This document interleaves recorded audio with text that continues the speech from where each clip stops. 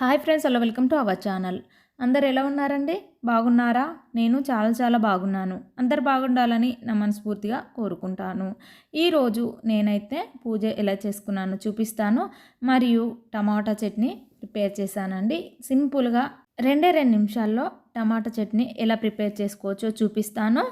మరియు తోటకూర టమాటా పప్పు ఎలా ప్రిపేర్ చేశానో చూపిస్తానండి. మీరు నా ఛానల్ కొత్తగా చూస్తున్నట్లయితే సబ్స్క్రైబ్ చేసుకోండి. చిన్న లైక్ ఇచ్చి నా ఛానల్ సపోర్ట్ చేయండి. నా వీడియోను చాలామంది చూస్తుండ్రు కానీ లైక్ చేయడం లేదండి. ప్లీజ్ ఒక్కసారి లైక్ చేయండి. ఎందుకంటే నా వీడియో మరికొంతమందికి వెళ్తుంది కాబట్టి రిక్వెస్ట్గా అడుగుతున్నాను. ఇదైతే శుక్రవారం రోజు చేసిన వ్లాగ్ అండి. నేనైతే ఫ్రైడే రోజు కంపల్సరీగా ఇలా మంచిగా పూజ చేసుకుంటానండి. డైలీ చేస్తాను కానీ కొంచెం శుక్రవారం రోజైతే మరి ఇంకా కొంచెం మంచిగా చేస్తానండి. ఈరోజైతే ఇది మార్నింగ్ బ్లాగ్ అండి. మార్నింగ్ టైంలో నేను లేచిన తర్వాత అయితే నా కిచెన్ అయితే ఇలాగే ఉంటుందండి. ఇదైతే ఈ స్టవ్కి అయితే స్నానం చేసిన తర్వాతనే ఇలా బొట్లు పెట్టానండి. ఎందుకంటే ఇది మార్నింగ్ లేచినాక ఇల్లంతా క్లీన్ చేసి బయట క్లీన్ చేసిన తర్వాత అయితే ఈ క్లిప్ అయితే తీస్తున్నానండి. చూడండి, ఇవైతే నైట్లోనే ఇలా క్లీన్గా పెట్టేసుకుంటానండి. ఎందుకంటే మనం మార్నింగ్ లేవడంతోనే ఇలా ఫ్రెష్గా కనిపిస్తే మైండ్ కూడా డే మొత్తం ఫ్రెష్గా ఉంటుంది కదా, హ్యాపీగా కూడా ఉంటుంది. అందుకోసమని నేను ఇలా నైట్లోనే ఇవన్నీ సర్దిని పెట్టేసుకుంటానండి. ఎందుకంటే నైట్లోనే మనం ఇవన్నీ చేసుకున్నాం అనుకోండి, మార్నింగ్ ఎలాంటి హడావిడి లేకుండా ఫాస్ట్గా పనులన్నీ కంప్లీట్ చేసుకోవచ్చు కదా. మీరు కూడా ఎప్పుడైనా ఇలా ట్రై చేసి చూడండి. నేనైతే పిల్లల లంచ్ బాక్సులన్నీ స్నాక్స్ బాక్సులన్నీ ఒకే దగ్గర పెట్టేసుకుంటానండి. వాటర్ బాటిల్స్కి ఇలా నైట్లోనే యూనిఫామ్స్ అన్నీ ఐరన్ చేసి పెట్టేసుకుంటాను. షూకు కూడా పాలిష్ చేసి పెట్టేసుకుంటానండి నైట్లోనే. ఎందుకంటే మార్నింగ్ మనకు వంట పనితోనే సరిపోతుంది. టిఫిన్ కూడా చేయాలండి. మా పిల్లలైతే మార్నింగ్ టిఫిన్ తిని మధ్యాహ్నానికి లంచ్ బాక్స్ అయితే తీసుకెళ్తారండి. అందుకోసమనే నేను మార్నింగ్ టైంలోనే ఇలా వంట చేసేసి లంచ్ బాక్స్ సర్దేసరికి టైం అయిపోతుంది. అందుకోసమనే నేను నైట్లోనే ఇవన్నీ పనులు చేసి పెట్టేసుకుంటానండి. నాకు కూడా పనులన్నీ త్వరగా అయిపోతాయి. ఎందుకంటే మనం కొంచెం లేట్ చేసినా కానీ ఇక్కడ స్కూల్కి లేట్ అయిపోతుంది కదా, అందుకోసమనే నేను ఇలా చేసుకుంటాను. మా హస్బెండ్ అయితే 5 o'clockకే వెళ్ళిపోతాడండి ఆఫీస్కి. మళ్ళీ 7:30కి వస్తాడు. ఆలోపు నేనైతే పనులన్నీ చేసేసుకోవాలి. నేను పూజ కూడా మార్నింగ్ చేసేసుకుంటానండి. ఎందుకంటే పూజ ఒకటి కంప్లీట్ అయిందంటే నాకు అన్ని పనులు కంప్లీట్ అయినట్టే అనిపిస్తుందండి. ఎందుకంటే పిల్లలు వెళ్ళేలోపే నాకు పూజ చేసుకోవడం అలవాటు. అంతకుముందు అయితే మా హస్బెండ్ మార్నింగ్ ఆఫీస్కి వెళ్ళే ముందే పూజ చేసేదాన్ని. ఇప్పుడైతే కొంచెం లేట్ అవుతుందండి. ఎందుకంటే ఆయన వెళ్ళినా పర్లేదండి. ఎందుకంటే మళ్ళీ 7:30కి వస్తాడు కదా, మళ్ళీ ఆఫీస్కి వెళ్తాడు కాబట్టి ఆలోపైతే నేనైతే పూజ కంప్లీట్ చేసేసుకుంటానండి. ఇక్కడైతే నేను పాలైతే వేడి చేసుకుంటున్నానండి. రైస్ కూడా పెట్టేసుకుంటాను. ఈలోపు అయితే నేను పూజ సామాన్ అయితే క్లీన్ చేసుకున్నానండి. ఇప్పుడైతే నేను దీపారాధన చేసేలోపు అయితే నాకు ఇక్కడైతే పాలు కాగుతాయి. ఇక్కడ వంట అయితే రెడీ అవుతుంది. ఈలోపు అయితే నేను దేవునికైతే దీపారాధన చేసుకుంటానండి. శుక్రవారం అయితే అష్టోత్తరాలు, శతనామాలు, హనుమాన్ చాలీసా కంపల్సరీ పాటిస్తానండి. ఎందుకంటే డైలీ హనుమాన్ చాలీసా చదువుతాను కానీ ఫ్రైడే రోజైతే లక్ష్మి అష్టోత్తరాలు, శతనామాలు ఇవన్నీ చదువుకుంటానండి. కొద్దిగా ఫ్రైడే రోజైతే కొంచెం లేట్ అవుతుందండి. డైలీ అయితే ఒక 10 minutesలో కంప్లీట్ చేసేసుకుంటాను.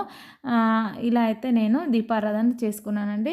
ఇదైతే 6:30 లోపే చేసేసుకుంటానండి.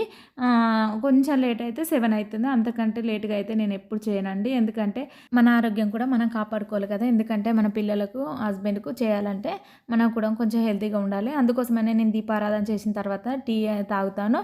పిల్లలు స్కూల్కి వెళ్ళిన తర్వాత అయితే టిఫిన్ తింటానండి. ఎందుకంటే ఈలోపు మన పిల్లలు అయితే వెళ్తారు. వెళ్ళిన తర్వాత ప్రశాంతంగా కూర్చొని తినొచ్చు కదా, అందుకోసమనే నేను ఇలా త్వరగా చేసేసుకుంటానండి. లేకపోతే మనకు పిల్లలు వెళ్ళిన తర్వాత చేసుకున్నాం అనుకోండి 11, 12 అలా అయితే మన ఆరోగ్యం కూడా పాడవుతుంది. మనకి ఇంట్లో చేసే వాళ్ళు కూడా ఉండరండి ఎప్పుడైనా. అందుకోసమనే నేను ఇలాగా త్వరగా చేసేసుకుంటానండి. మనం త్వరగా చేసుకున్నాం అనుకోండి ఇంట్లో పనులు కూడా త్వరగా కంప్లీట్ అవుతాయి. తర్వాత ఏదైనా పని చేసుకోవచ్చు లేదా రెస్ట్ తీసుకోవచ్చు అండి. మార్నింగ్ కూడా మనకు మైండ్ అయితే ఫ్రెష్గా ఉంటుందండి. అందుకోసమని కొద్దిగా మార్నింగ్ చేసామనుకోండి ఇలా పనులన్నీ త్వరగా కంప్లీట్ అయిపోతాయండి. ఇక్కడైతే పూజ చేయడం కంప్లీట్ అయిందండి. ఇదైతే పూర్తి కాకముందే తీసిన క్లిప్ అండి. చూడండి, ఇప్పుడైతే ఇదైతే కంప్లీట్ అయింది. కంప్లీట్ అయిన తర్వాత నేనైతే ఇప్పుడైతే వంట చేద్దాం అనుకుంటున్నానండి. ఇక్కడైతే రైస్ ఉడికిపోయింది. పాలైతే వేడైపోయాయండి.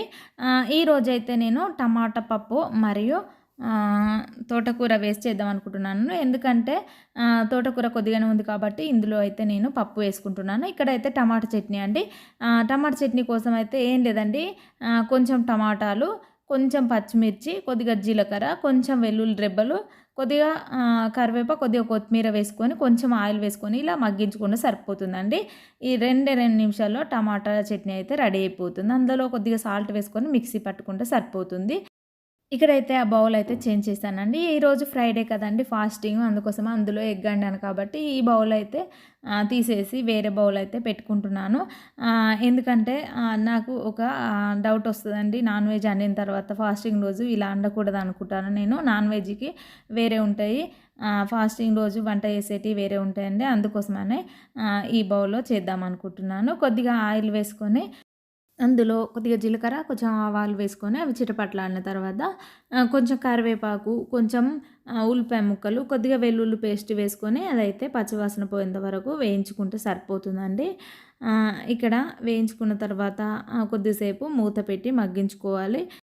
అవి మగ్గిన తర్వాత అందులోకి ముందుగా కట్ చేసుకున్న తోటకూరను వేసుకోవాలండి. తోటకూర అయితే కొంచెం శుభ్రంగా కడుక్కోవాలి. అందులో ఇసుక లాంటిది ఉంటుంది కాబట్టి కడిగిన తర్వాత వాటర్ వంపేసుకొని ఇందులో అయితే వేసుకోవాలండి.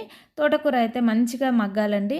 ఎందుకంటే తోటకూర కొంచెం మగ్గకున్నా కానీ మళ్ళీ మనం టమాటా వేస్తే అసలే ఉడకదండి. ఎందుకంటే ఫస్టే ఇలా మంచిగా మగ్గించుకోవాలి. ఇందులోకి కొద్దిగా పసుపు వేసుకొని, తోటకూర వేసుకొని కొద్దిసేపు మూత పెట్టి మగ్గించుకుంటే సరిపోతుందండి. ఈలోపైతే తోటకూర అయితే మగ్గిపోతుంది. ఇది మగ్గేలోపైతే నేను ఇక్కడ టమాటా చట్నీకి అయితే పోపు పెడుతున్నానండి. టమాటాలు వేయించుకున్న బౌల్లోనే ఆయిల్ కొద్దిగా ఉండే అందులోకి కొద్దిగా జీలకర్ర, కొంచెం ఆవాలు, కొద్దిగా శనగపప్పు, కొంచెం మినపప్పు, కొద్దిగా కరివేపాకు వేసుకొని ఈ టమాటా చట్నీని అయితే అందులో వేసుకుంటున్నానండి. వేసిన తర్వాత ఒక్కసారి కలుపుకుంటే సరిపోతుందండి. టమాటా చట్నీ అయితే రెడీ అయిపోతుంది. 2 నిమిషాల్లో ఇలా మనం చేసుకుంటే వారం రోజుల పాటైనా నిల్వ ఉంటుందండి. చూడండి ఇక్కడైతే చట్నీ అయితే రెడీ అయిపోయింది. రెడీ అయిన తర్వాత స్టవ్ ఆఫ్ చేసుకుంటే సరిపోతుంది. ఈలోపైతే ఇక్కడైతే తోటకూర వేగింది. ఒకసారి అయితే చూద్దాము. తోటకూర అయితే కొంచెం వేగిపోయింది. ఇందులోకి అయితే ముందుగా నానబెట్టుకున్న పెసరపప్పును అయితే వేసుకోవాలండి. అది వేసిన తర్వాత మరి కొంచెం సేపు మూత పెట్టి మగ్గించుకుంటే సరిపోతుందండి.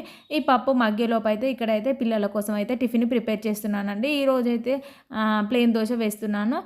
పిల్లలకైతే ఈ టిఫిన్ చేసేలోపు అక్కడైతే కర్రీ అయితే రెడీ అయిపోతుందండి. ఇక్కడ చట్నీ కూడా రెడీ అయిపోయింది కదా. ఇక్కడ వాటర్ బాటిల్స్ కూడా నేను నింపి పెట్టుకుంటానండి. స్నాక్స్ బాక్సులు కూడా రెడీ చేసి పెట్టుకుంటే పిల్లలైతే కరెక్ట్ టైంకు స్కూల్కి అయితే వెళ్తారండి. ఎందుకంటే నేను ఒకదాని తర్వాత ఒకటి ఇలా అన్ని పనులు ఇలా చేసేసుకుంటానండి. ఇక్కడైతే దోశ వేస్తున్నాను. దోశ ఇది వేగేసరికి అయితే నేను ఇక్కడ బాక్సులన్నీ అన్నీ ఫిల్ చేసి పెట్టుకుంటానండి. పిల్లల కోసం అయితే రోజొక వెరైటీ అయితే పెడతానండి స్నాక్స్‌కు. ఈవినింగ్ టైంలో కూడా రోజొక వెరైటీ చేసి పెడతానండి. పిల్లలైతే ఇంట్రెస్ట్‌గా తినే విధంగానే నేను పెడతానండి. ఎందుకంటే పిల్లలకు ఇష్టం లేకుండా నేను ఏది పెట్టను. ఎందుకంటే వాళ్ళు తినే కొంచెం ఫుడ్ అయినా కూడా ఇంట్రెస్ట్‌తోని తినాలండి. నా యొక్క అభిప్రాయం అది. ఎందుకంటే మనకు చిన్నగా ఉన్నప్పుడే పిల్లలకు మనం ఏదైనా చేసి పెట్టగలుగుతామండి. కొంచెం పెద్దగైన తర్వాత అయితే వాళ్ళు హాస్టల్‌లో ఉంటారో ఎక్కడ ఉంటారో తెలియదు కాబట్టి మనం ఉన్నంతసేపు అయితే మంచిగా చూసుకుంటే సరిపోతుందండి. ఇక్కడైతే దోశలు అయితే వేగిపోయాయి. ఈలోపు అయితే నేను ఒక దానిలో జామకాయ, ఒక దానిలో పోమోగ్రానైట్ అయితే పెట్టానండి పిల్లలకు. ఈ బాక్సులన్నీ అక్కడ పెట్టేసేలోపు ఇక్కడ దోశలు అయితే కంప్లీట్ అయిపోతాయి. అటు కర్రీ కూడా కంప్లీట్ అవుతుందండి. చూడండి ఇలా చేసుకున్నాం అనుకోండి పనులన్నీ ఒకదాని తర్వాత ఒకటి అన్నీ రెడీగా అయిపోతాయండి. ఈలోపు అయితే పిల్లలకైతే టిఫిన్ పెట్టేస్తానండి. ఇక్కడైతే పప్పు అయితే మగ్గిందండి. అందులోకి తగినంత కారం, తగినంత సాల్ట్, పావు టేబుల్ స్పూన్ జీలకర్ర పొడి, పావు టేబుల్ స్పూన్ ధనియాల పొడి వేసుకొని ఒకసారి కలుపుకోవాలండి. కలిపిన తర్వాత ముందుగా కట్ చేసుకున్న టమాటా ముక్కలను అయితే వేసుకొని ఒకసారి కలుపుకొని మూత పెట్టి మంచిగా మగ్గించుకోవాలి. ఇది మగ్గేలోపు అయితే ఇక్కడైతే దోశలు అయితే వేగిపోయాయండి. వేగిన తర్వాత పిల్లలకైతే ఇప్పుడైతే నేను టిఫిన్ అయితే పెట్టేస్తున్నాను. ఈలోపైతే పిల్లలు టిఫిన్ తినేస్తారు. ఇక్కడ కర్రీ కూడా రెడీ అవుతుందండి. ఈలోపైతే కర్రీ మగ్గిందో ఒకసారి అయితే మూత తీసి చూద్దామండి. ఇక్కడైతే కర్రీ అయితే మగ్గిపోయిందండి. ఇది మగ్గిన తర్వాత అందులో కొద్దిగా కొత్తిమీర వేసుకొని స్టవ్ ఆఫ్ చేసుకుంటే సరిపోతుందండి. ఇక్కడైతే తోటకూర టమాటా పప్పు అయితే రెడీ అయిందండి. ఆయిల్ కూడా పైకి తేరింది కదా. తోటకూర టమాటా పప్పు చపాతీలోకి, రోటీలోకి, పుల్కాలోకి దేనిలో కూడా చాలా టేస్టీగా ఉంటుందండి. మీరు కూడా ఎప్పుడైనా ఇలా ట్రై చేసి చూడండి. ఇంతటితో ఈ వీడియో కంప్లీట్ అయింది. మీకు నా వీడియో నచ్చిందని అనుకుంటున్నాను. మీకు నా ఛానల్ నచ్చినట్లయితే లైక్ చేయండి, కామెంట్ చేయండి, సబ్స్క్రైబ్ చేయండి.